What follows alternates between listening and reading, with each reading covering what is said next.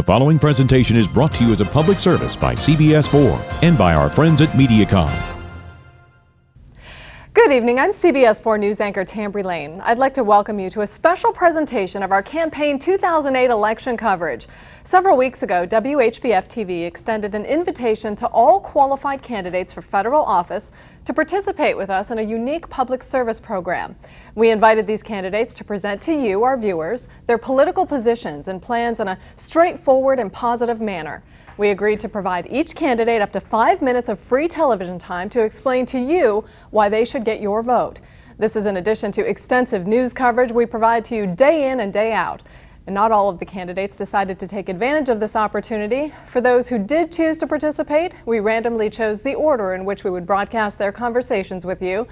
Each Saturday and Sunday, now through Election Day, immediately following CBS 4 News at 10, we'll bring the candidates straight to you. Tonight, we bring you the Republican congressional candidate for Iowa's 1st District, Mr. David Hartsuch. I'm State Senator David Hartsuch. I'm an emergency medicine physician and a certified public accountant. My wife, Christine, and I have 3 children, Matthew, Elizabeth, and Rebecca. I was elected to the Iowa Senate with the promise of limited government, lower taxes, and stronger families, and I have worked to protect your paycheck from excessive spending and taxation, defended the life of the unborn, and promoted affordable health care. I graduated in accounting in 1981 at the peak of the savings and loan crisis and worked as a CPA doing economic modeling of savings and loan mergers. We need this perspective in Washington as we now face this crisis in subprime lending. Washington insiders are avoiding blame for the crisis that they created. In 1999, Congress pressured institutions to initiate subprime lending to poor credit risks. Congress and the President are now trying to use the threat of an impending crisis to cover up Washington's responsibility for this fiasco. I'm an emergency medicine doctor, and I know that at times drastic measures are required to save a person's life, but crisis can also impair our judgment. Once a toddler was brought into the emergency department because their legs had all of a sudden turned black and cyanotic. Their parents were absolutely hysterical, as was our own staff. Although the crisis appeared convincing, it didn't match the image of the smiling, bouncing baby. I took a white wash rag and washed off what turned out to be hair coloring, which the child had sprayed on their legs. If we do not properly diagnose our economic problems, we could commit our country to failure.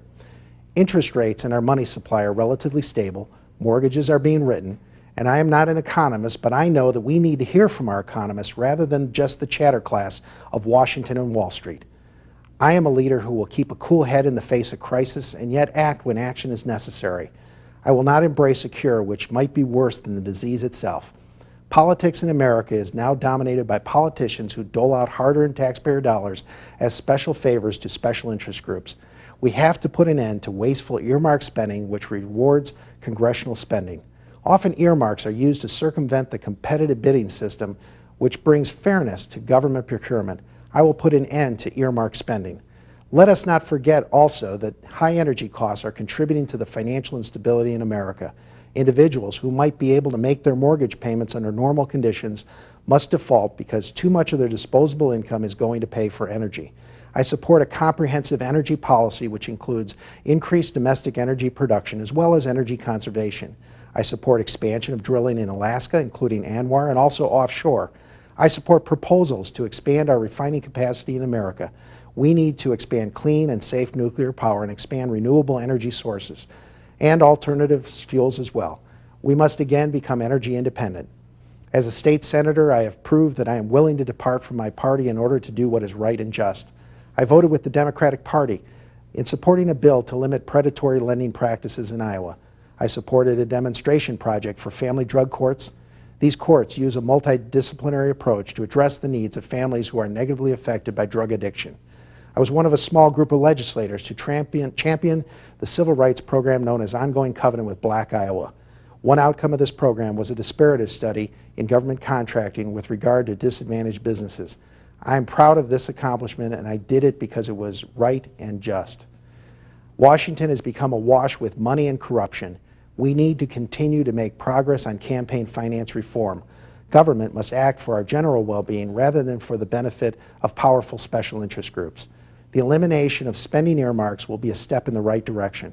I will also push for legislation that will require that at least 50% of the campaign funds of any elected official must come from the individual's district. No longer should we allow legislators to gather money from around the country and run contrary to the will of the people. I'm in the midst of a campaign against a well-funded trial attorney. It is my hope that voters will compare the financial disclosure statements of myself and Bruce Braley. These statements are available online at fec.gov. One glance at these statements will indicate that my opponent's campaign is funded largely by trial attorneys scattered across the country. They are seeking to protect the lucrative litigation industry from which they profit. In contrast, one can quickly see that I am financed largely from small contributors located within Iowa. I'm proud to serve this district and this district alone. Knowing full well that financing would be a struggle, I have entered this race because I know that new leadership is necessary to preserve the prosperity and security of this nation. I know that true change in Washington can only come from grassroots campaigns that are not contaminated by special interest money.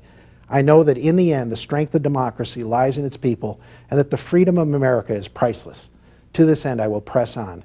It is my hope that you will take a positive step to unshackle Washington from the effects of special interest and vote for me, State Senator David Hartsuch, for Congress on November 4th. Thank you for watching this WHBF TV presentation of candidates and issues that affect you. Please be sure to join us following our late local newscast each Saturday and Sunday now through Election Day for another conversation with the candidates and for continuing Campaign 2008 coverage on CBS 4 News. I'm Tambry Lane. Thank you. Good night. This presentation has been brought to you as a public service by CBS 4 and by our friends at Mediacom.